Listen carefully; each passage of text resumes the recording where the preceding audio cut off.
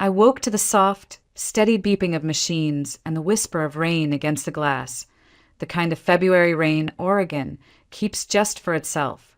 Thin, relentless, and patient. The guest wing of our house had been stripped of personality and turned into a small clinic.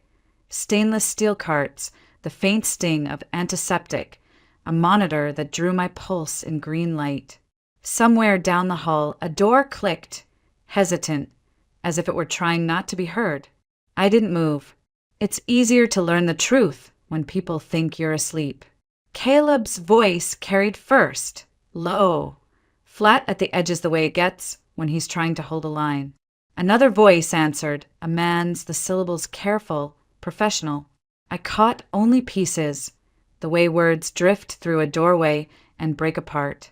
Platelets, refractory, 3 to 4 weeks at most, unless the pause stretched, unless there's a miracle. The word fell into the quiet like a coin into deep water and kept falling. It wasn't the first time I'd heard it, but this time it sounded like a verdict. I stared at the ceiling and counted my breaths, 4 in, 6 out, pretending I was the one in control. It's a game the sick play with themselves. Control the breath, control the tremor in your hands, control the way your thoughts swarm when a stranger places a time limit on your life. The room smelled faintly of rosemary from a new shampoo the night nurse had left on the windowsill. Someone's small kindness, and under it the clean, metallic scent of saline. The rain tapped harder. Footsteps came closer. I closed my eyes a second too late. The door opened. Light thinned through my lashes. Caleb stopped beside the bed and did what he always does when he thinks I'm asleep. He touched my hair like it might shatter, then my wrist, counting the beats he could already see on the monitor. His palm felt colder than the room. "Hey," he whispered to the air more than to me. "I'm here." He was always here and yet not. The company followed him like weather, emails, calls, board members who said his name with their own plans baked into it. Lately, their voices had grown sharper. Lately, everything had. He dragged the chair closer. The scrape of its feet on the wood made me want to apologize for the floor. I kept my breathing even. There was a time when I filled silence for both of us, when I came home with stories from the lab, when science felt like a clean, bright language we both spoke. Now, sentences arrived in fragments. Side effects, markers, decline, words that didn't mean anything until they did. "They're wrong," he said after a while, so quietly I almost missed it. "They have to be." The bed hummed, some subtle adjustment as the compressor shifted. The house clicked and settled the way old houses do in the rain. I wanted to tell him I didn't need a miracle. I needed a morning without the taste of metal in my mouth. I needed one ordinary walk to the kitchen without the half-flight turning into a mountain. I needed him to stop looking at me like I was a problem he couldn't solve.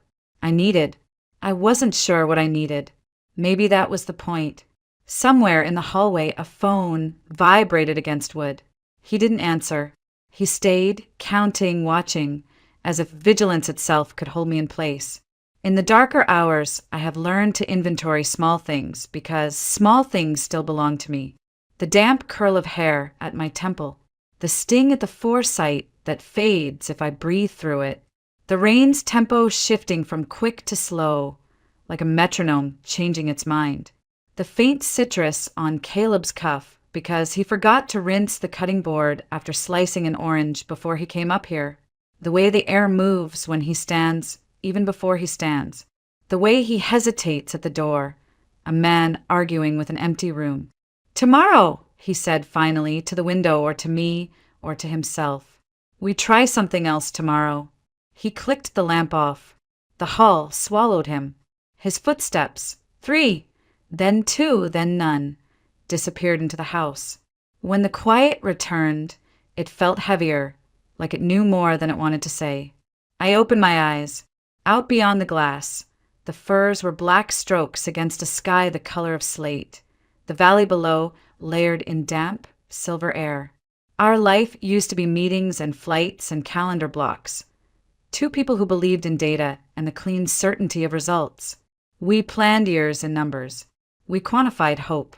Now strangers came into our home and adjusted my hope with their hands. 3 to 4 weeks, the voice had said.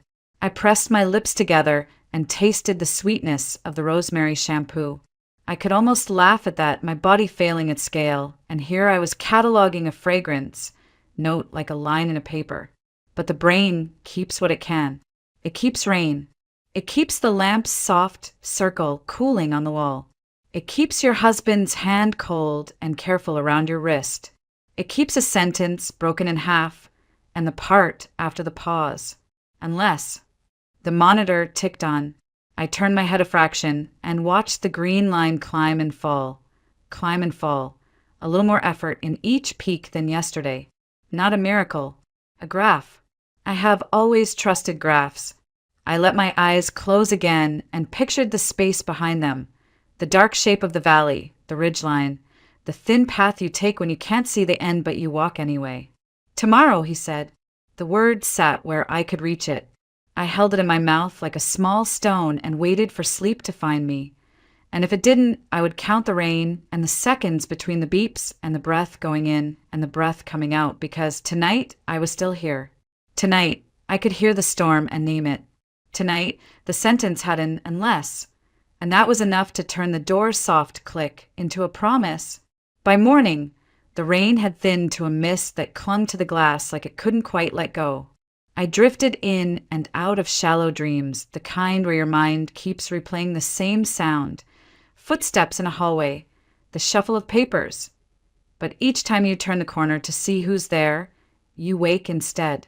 The nurse came and went, her movements soft and practiced, as if she'd trained herself to be invisible. She adjusted the 4-line, checked the monitor, left without asking questions I couldn't answer. I heard Caleb's voice again before I saw him. It was sharper now, stripped of the low reassurance he'd used last night. I don't care about the optics, Robert, he said somewhere near the front of the house. She's not a contract, she's my wife. That makes her my priority.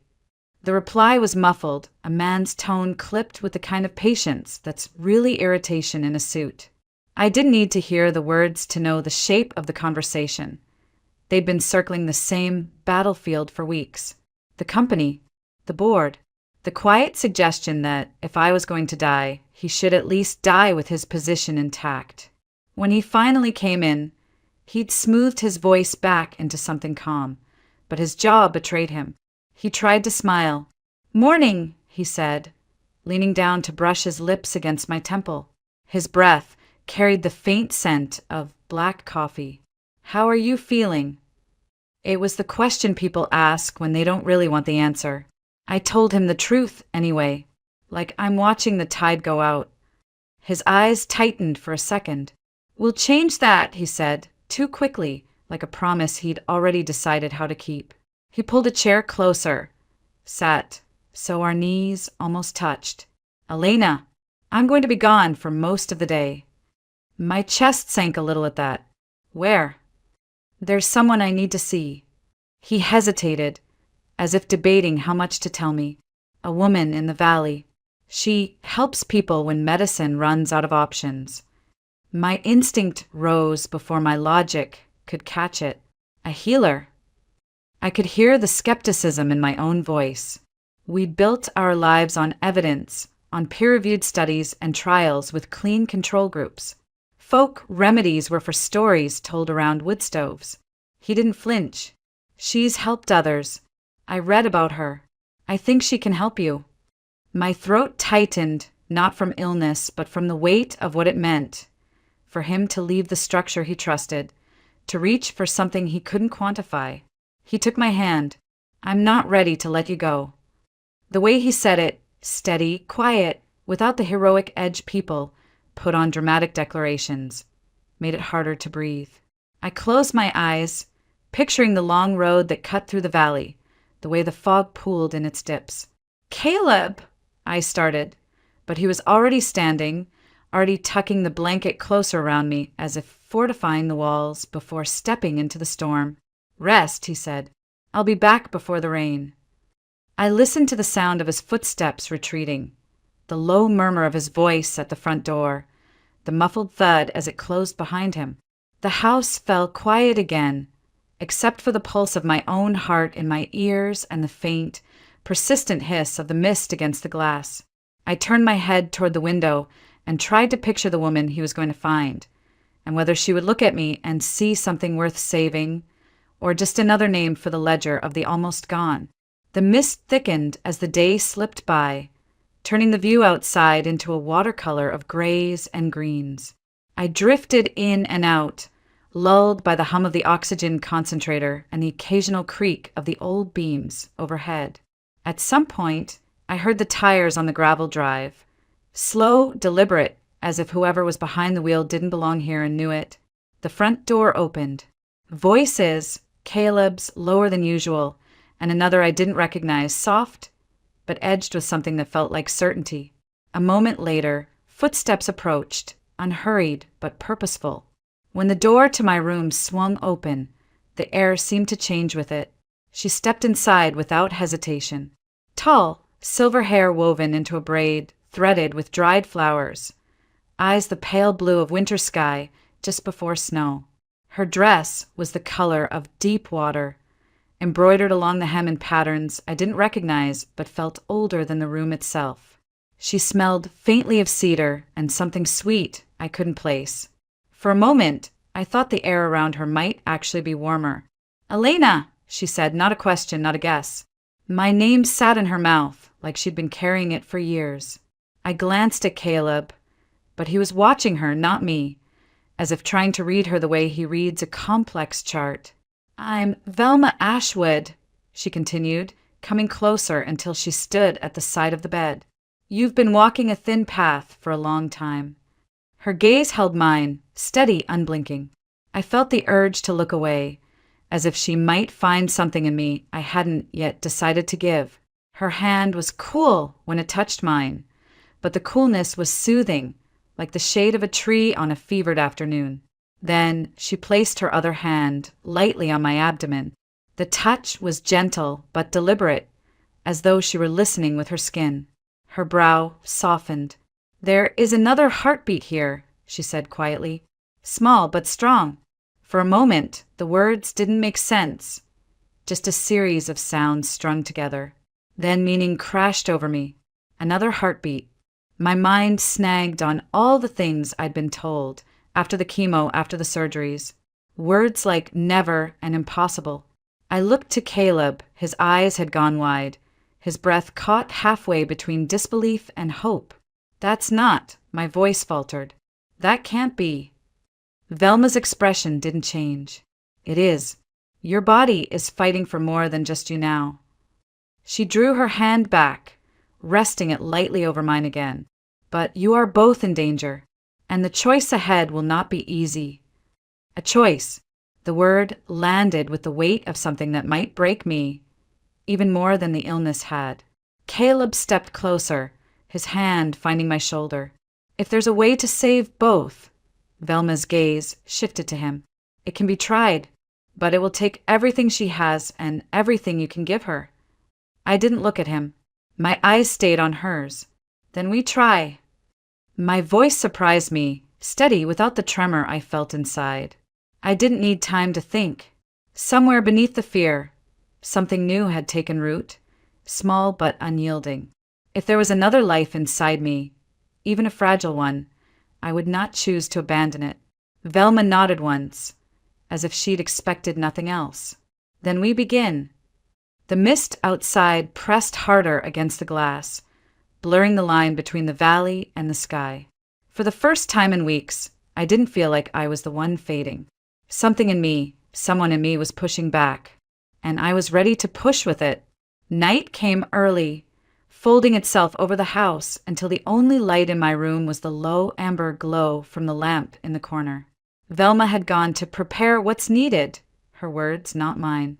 Caleb lingered at the edge of the bed, leaning forward with his elbows on his knees, like he was afraid if he stood, something would shift that couldn't be shifted back. Neither of us spoke for a while. The only sounds were the slow tick of the clock on the wall and the faint sigh of wind moving through the fir trees outside. I watched him the way you watch a photograph, knowing it can't look back at you. He looked older than he had even this morning. Shoulders tense, shadows deep under his eyes. I keep thinking about what she said, I murmured, my voice quiet enough that the room almost kept it for itself. He straightened. About the baby? I nodded. The words still felt too delicate to speak out loud. Caleb, we've been told over and over that it wasn't possible. I stopped letting myself think about it years ago. My fingers twisted in the blanket. And now, if she's right, if this is real, his hand found mine, warm this time, his thumb brushing over my knuckles. Then it changes everything. It changes nothing, I said quickly, surprising us both. I'm still sick. You're still fighting the board. We're still here, waiting to see which breaks first, my body or your company. The corner of his mouth twitched, almost a smile, but not quite. Then we hold both together. I let out a breath I didn't know I'd been holding. I wanted to believe him. I wanted to believe that holding on was enough. But in the quiet, I could still feel the unspoken, the risk Velma hadn't dressed up in hopeful language, the reality that saving one life might cost the other. Before I could say more, a soft knock came at the door. Velma stepped inside, carrying a small bundle wrapped in deep green cloth. She moved like the light around her bent to let her pass. Setting the bundle on the bedside table, she unwrapped it to reveal small pouches of dried herbs, glass jars of amber liquid, and something that looked like polished river stones. We start tonight, she said simply. Your body is tired. It needs to remember what strength feels like before it can share it. She glanced at Caleb. You'll help. He stood, no hesitation. Velma poured something dark and fragrant into a ceramic bowl, steam curling upward with the scent of earth after rain. Breathe this, she instructed, holding it near. Let it settle in you. Don't force it. Let it find its way. The first breath was strange, sharp, bitter, almost metallic. But then it softened, and a warmth spread through my chest. My eyelids felt heavier, but not in the way of exhaustion. More like sinking into a warm lake. Velma's voice came from somewhere, just above me. This is not about defeating the sickness. It's about remembering that you are more than it. Caleb's hand was at my back, steady, as if anchoring me to the bed and to him. I closed my eyes, let the warmth drift further in, and thought of the second heartbeat Velma claimed to have heard. I didn't know if it was strong or fragile, real or imagined. But I knew one thing. For the first time in a long time, I wasn't bracing myself for the next wave to pull me under. I was holding on to something, and it was holding back. By the next morning, the house felt different. I couldn't explain why. Nothing visible had changed. The same filtered light spilled through the curtains. The same faint hum of the equipment kept time with my breathing. The same scent of rosemary and antiseptic lingered in the air. But there was a stillness I hadn't felt in weeks, a sense that something was waiting. Velma came in just after sunrise, her hair loose now, silver waves falling over her shoulders. She moved to the window and opened it halfway. Cold air swept in, edged with the smell of damp earth and cedar. The room needs to breathe, she said, as though it were as alive as I was. She carried over a steaming mug and set it on the nightstand. The surface of the liquid was a deep, reddish-brown, flecked with bits of leaf and bark. Sip slowly. It will taste bitter. It did. The flavor clung to my tongue like dark chocolate gone wrong. But as it slid down, it left behind a surprising warmth, not just in my throat, but in my fingers, my toes. Caleb appeared in the doorway a few minutes later, his hair damp from the shower, shirt sleeves rolled up. How is she? Velma didn't turn. Stronger than yesterday. His eyes flicked to me. You look different. I wanted to ask better or worse, but I held the words back. Instead, I said, I feel here. More here than I did yesterday. Velma glanced at me then, her eyes narrowing like she was confirming something. That's the beginning. But we have to keep the rhythm steady. No sudden movements. No shocks to the system. As if on cue, footsteps echoed in the hall.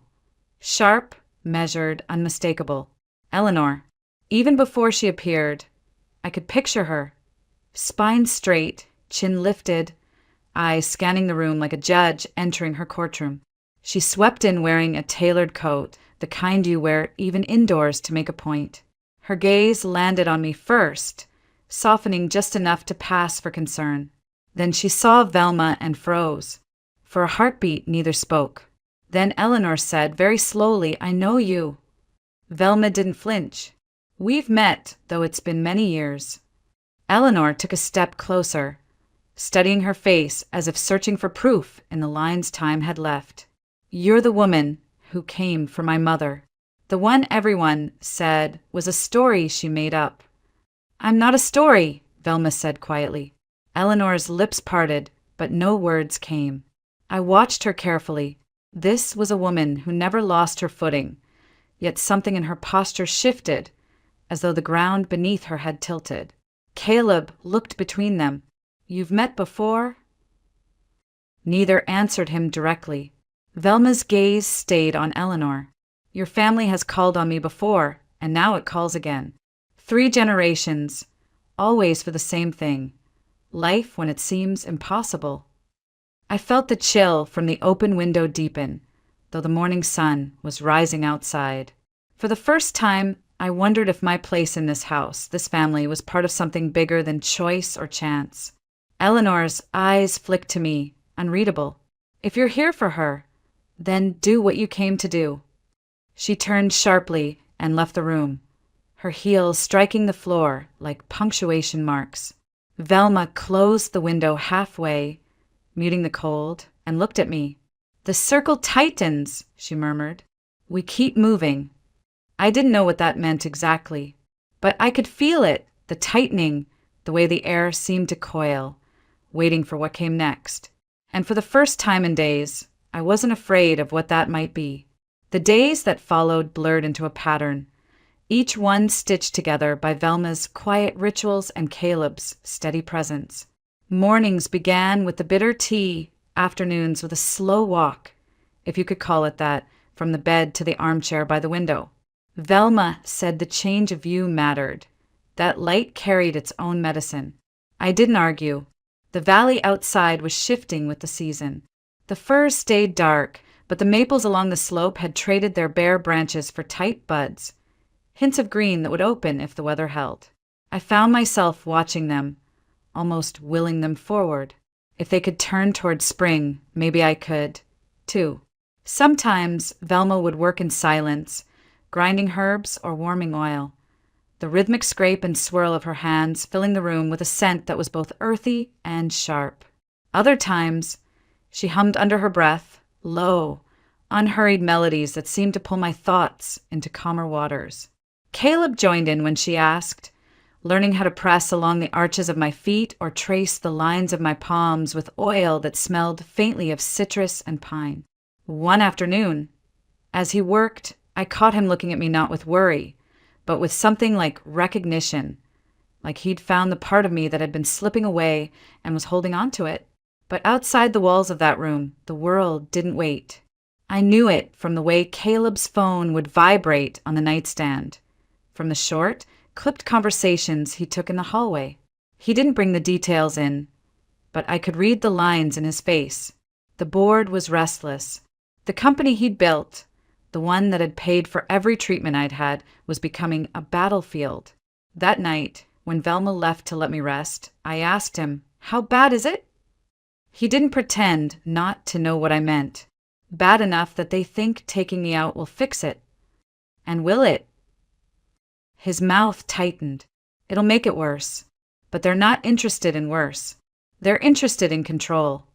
I thought about that as the room went quiet again, about how sickness takes control first of your body, then of your choices, and how, in its own way, the company was doing the same to him. Velma returned just before midnight with a small pouch, the kind she always wore around her neck. She placed it under my pillow without explanation. "Tonight," she said, "you dream for both of you." When the light was out and Caleb's breathing had settled beside me, I closed my eyes and waited. I didn't know what I was supposed to dream, but somewhere between waking and sleep, I felt it, faint and steady, like a knock on the other side of a wall. I laid my hand over my abdomen and stayed very still, and the knock came again.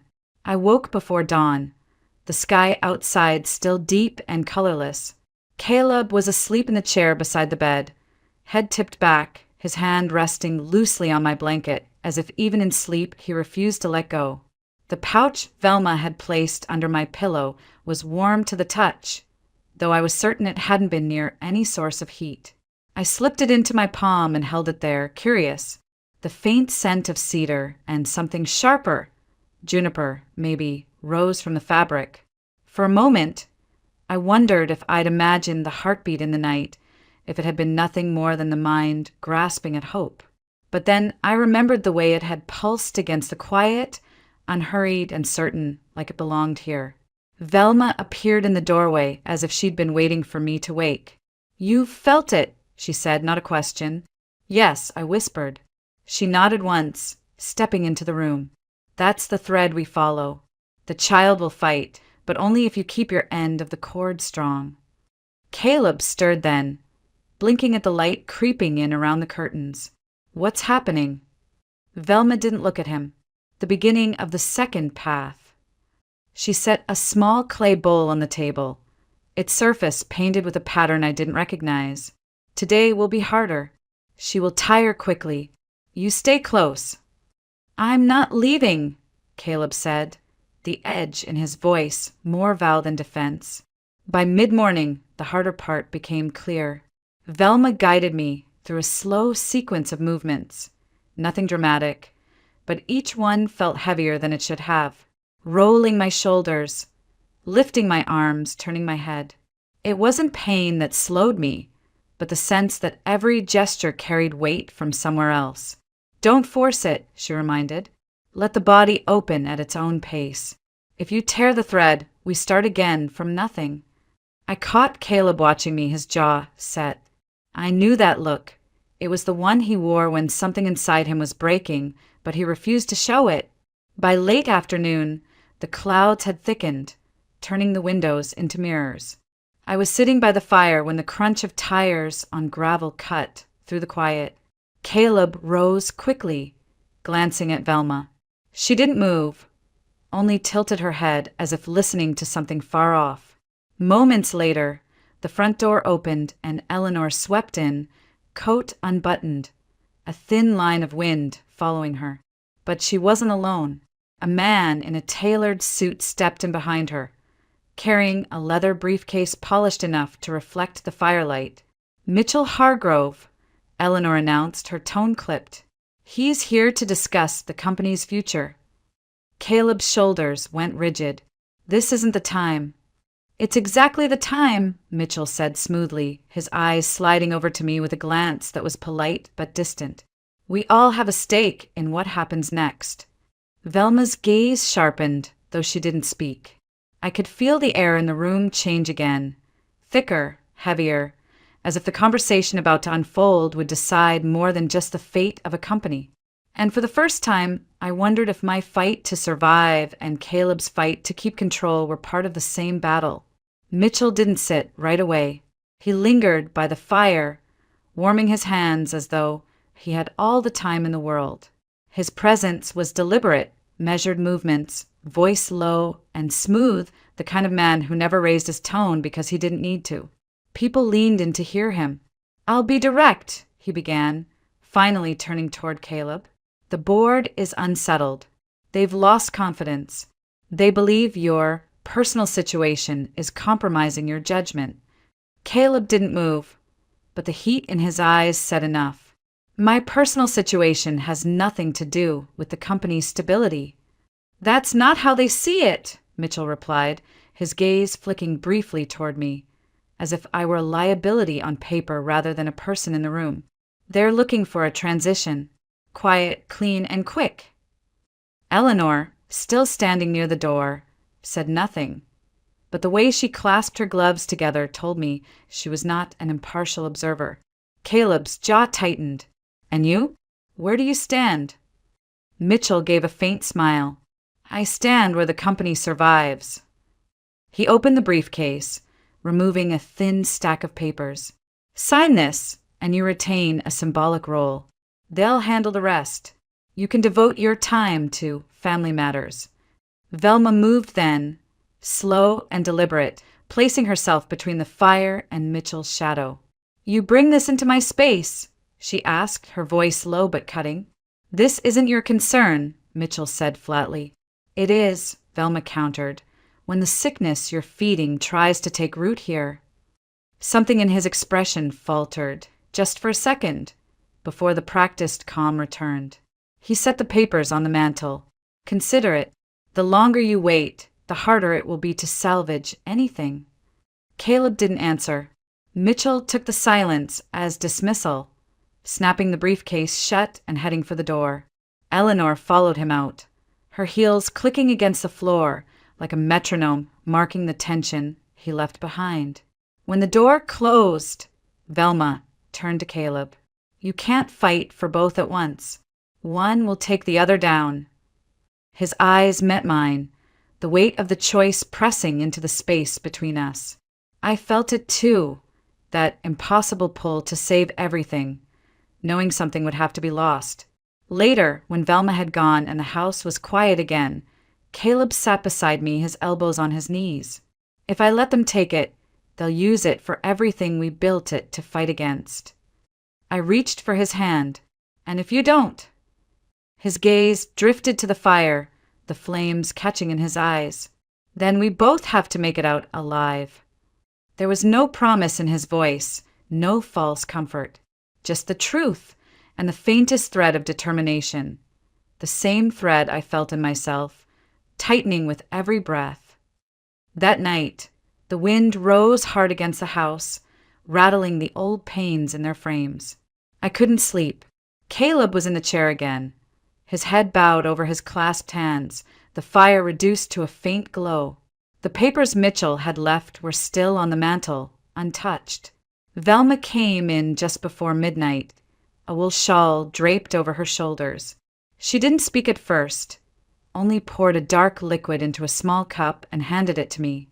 Tonight, you need to go deeper, she said. There are things inside you still holding back. I drank, the taste sharp enough to make my eyes water. Heat rolled through my chest, then spread outward, until I felt as though I could hear my own heartbeat in my fingertips. Velma pulled a chair closer to the bed. Tell me, she said softly, what is it you're afraid to see? The question hit harder than the drink. Images flickered through my mind, sterile hospital rooms, the sound of monitors flatlining, Caleb's voice over the phone telling me don't give up, and the endless, grinding days when giving up had seemed like the only honest option. I'm afraid, I said slowly, that even if I survive this, I won't be the same, that the woman he married is already gone. Velma didn't look away. Then you stop trying to be her. You become someone else, someone who doesn't need to be carried. Her words settled into me, heavy but warm. I realized I'd been clinging to the idea of going back, when maybe the way forward meant becoming something unrecognizable to the woman who had first walked into this house. The fire popped, a log shifting. Caleb lifted his head. You're not gone, he said quietly. You're here. That's all that matters. I wanted to believe him, but outside, the wind roared harder, as if reminding me that being here was only part of the fight. By morning, the storm had passed, leaving the valley scrubbed clean. The light through the windows was sharp and cold, revealing every detail, the fine lines around Caleb's eyes, the faint trace of green returning to the hillside, the single set of tire tracks winding away from the house. Velma came in carrying a basket of dried herbs. Today, she said, we take you out. Caleb frowned. Out where? To the water, Velma answered. It's time she remembers what strength feels like when it's moving. I didn't know if I was ready, but something in the way she said it made me swing my legs over the side of the bed, my feet finding the floor as if they'd been waiting for this moment. The air outside hit me like a living thing, cold, damp, threaded with the scent of moss and river stone. Caleb kept a steady arm at my back as we followed Velma down the narrow path behind the house, the earth soft underfoot from the night storm. Every step was deliberate, my body remembering movement in pieces, like a song I'd once known but had to hum slowly to recall. The sound of the river reached us before we saw it, low and constant, like a voice that had been speaking long before we arrived. When we stepped out of the trees, the water stretched wide and fast, its surface flashing in the pale morning light. Velma stopped at the edge, laying her basket on a flat rock. She pulled out a length of fabric, deep green, frayed at the ends, and dipped it into the current. "The river holds strength because it never stops moving," she said. "We borrow some today." Caleb's grip on my arm tightened as Velma motioned for me to step closer. The riverbank was slick, the rocks cold beneath my shoes. Velma wrapped the wet fabric around my wrists, the chill biting instantly into my skin. "Breathe," she instructed. "Let the cold tell your blood to wake." I closed my eyes. The shock of the water faded into something else, an ache, then a thrum, and finally a strange steadiness. I could feel the beat of my heart pushing against the fabric, matching the pull of the river. When I opened my eyes again, Caleb was watching me with an expression I hadn't seen in weeks. Not fear, not worry, but something like recognition. As if he saw the woman who used to walk with him along this same bank in summers past. Velma unwound the cloth, wringing it out over the current before tucking it back into her basket. "That's enough for today. Too much, and you'll take more than you can hold." On the way back, the air felt different in my lungs, fuller, easier. My steps were still slow, but they were mine. When the house came into view, a black sedan was parked in the drive. Eleanor stood beside it, speaking to a man I didn't recognize. His suit was too fine for the mud beneath his shoes, his expression too polite to be genuine.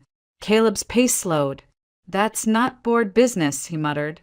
Velma's eyes narrowed as we drew closer. "No," she said quietly. "That's something older than the board." I didn't understand what she meant, but as the man's gaze shifted to me, I felt it, that same tightening in the air like the moment before a storm breaks. The man stepped forward before we reached the porch, extending a hand that neither Caleb nor I moved to take. His smile was measured, the kind that revealed nothing. "Mrs. Moore," he said, his tone smooth as polished stone. "I'm Samuel Greer. I represent certain interests connected to your late father's estate." The words landed strangely. "My father's estate has been settled for years," I replied, glancing at Caleb. "That's what you were told," Greer said, eyes steady on mine. "But there are assets, substantial ones, that never went through probate. Assets certain people are now trying very hard to make disappear." Caleb's stance shifted, just slightly, but I felt it in the air between us. "Why come here?" he asked. Greer's gaze flicked toward Eleanor, who was standing stiffly beside the sedan. "Because others might prefer your wife doesn't hear the truth while she's still in a position to claim it." Velma's voice cut in from behind us, low and sharp. "You bring shadows into this house and think they won't stain the floor." Greer didn't flinch. "I'm offering her a chance to protect what's hers, but it won't be hers for long." Something in my chest tightened, not just from his words, but from the way Eleanor avoided my eyes. Memories I'd buried, half-heard arguments, letters my mother never let me read, pressed against the edges of my mind. Caleb stepped between us. "You'll leave your contact information. We'll be in touch." Greer reached into his coat, producing a slim envelope. He placed it on the porch railing, then inclined his head. "Don't wait too long. Some things vanish quietly without a trace." He turned, sliding into the sedan without another word. The car's tires hissed over the wet gravel, carrying him away until the sound faded into the hum of the river. Inside, Caleb closed the door and locked it, though no one said they felt safer. Velma studied Eleanor for a long moment before speaking. You knew this was coming. Eleanor's mouth pressed into a thin line. I knew pieces of it, enough to understand that if she digs, she'll find things better left buried. Her eyes met mine, cool and deliberate, and you may not like what you find. But the thing about surviving something that should have broken you is that fear changes shape. It doesn't vanish, it sharpens. And in that moment, I knew I'd rather face whatever was hidden than let someone else decide what parts of my life I was allowed to keep. That night, sleep came in fragments. Every time I closed my eyes, I saw the envelope on the railing. Greer's calm warning looping in my head. By dawn, I'd stopped trying to rest. Caleb was already up, pacing near the window. The sky outside washed pale with early light. I think you should call him, I said. He turned, surprise flashing across his face. You don't even know what's in that envelope. I know enough, I answered, and I'm tired of everyone else deciding what I should be told. Velma appeared in the doorway, a steaming mug in her hands. She's right, she said simply. A closed door is still a door. Caleb hesitated, then reached for the envelope on the table. Inside was a single card. Greer's name, a phone number, and nothing else. The simplicity made it feel heavier, as if the rest of the story was too dangerous to put in writing. By noon, we were in his car, the valley stretching wide around us as we followed the winding road into town. Greer had agreed to meet in a small cafe near the courthouse. He was already there when we arrived, seated at a corner table, a leather folder resting beside his coffee. You came, he said, as if there'd never been any doubt. Tell us everything, I said, sitting opposite him. He opened the folder, sliding a stack of yellowed documents toward me. Your father's family owned land, hundreds of acres, in the hills outside Corvallis. Timber rights, mineral rights, water rights. Most of it was quietly transferred after his death, through shell companies tied to people your mother trusted. My stomach turned. And Eleanor? Greer's mouth tightened. Some of those companies connect back to the Moors. Not directly to her, but close enough. Caleb's jaw set like stone. If this is true, we can fight it. Greer nodded. You can, but the fight will draw everyone into the light. Friends, family, enemies. Once it starts, there's no stepping back. I looked at the papers, at the neat signatures and shifting corporate names, each one a small theft. Somewhere deep inside, a pulse of resolve took shape. I've already lost too much, I said quietly. I'm not losing what's left just because they think I won't fight. Greer slid the folder fully across the table. Then you'll need more than me. You'll need someone who knows how they move, someone they can't see coming. His eyes flicked toward Caleb. Do you have anyone like that? Caleb didn't answer right away, but I could see the name forming in his mind, and from the way his expression shifted, I knew it was someone who could change everything. Caleb waited until we were back in the car before speaking the name out loud. Daniel Walker. I frowned. Who is he? A man who doesn't owe the Moors a damn thing, Caleb said, eyes fixed on the road. He used to work in acquisitions, saw how people like them hide assets, how they bury trails so deep the law can't touch them. But he walked away years ago. Moved out near the coast, keeps to himself. Velma, who had insisted on coming with us, spoke from the back seat. And why would he help you now? Caleb glanced at me in the rear-view mirror. Because once, a long time ago, I kept him from losing everything. He told me if I ever needed to call in that favor, I'd know when the time came. We drove for hours, the landscape changing from the quiet folds of the valley to the salt-stained edges of the Pacific. The air grew sharper, carrying the tang of the ocean long before we saw the water. Daniel's place was set back from the road, a weathered cabin facing the cliffs. He was on the porch when we pulled up, a tall man with wind-burned skin and eyes that seemed to measure everything in silence before deciding whether it mattered. Caleb, he said, voice rough as gravel, didn't think I'd see you again. You remember what you told me, Caleb replied. That day in Portland. Daniel's gaze shifted to me, then to Velma, then back to Caleb. Looks like you've stepped into something big. Caleb didn't sugarcoat it. He told him about Greer, the land, the companies, Eleanor's shadow in the background. Daniel listened without interruption, his expression unreadable. When Caleb finished, Daniel leaned against the porch rail.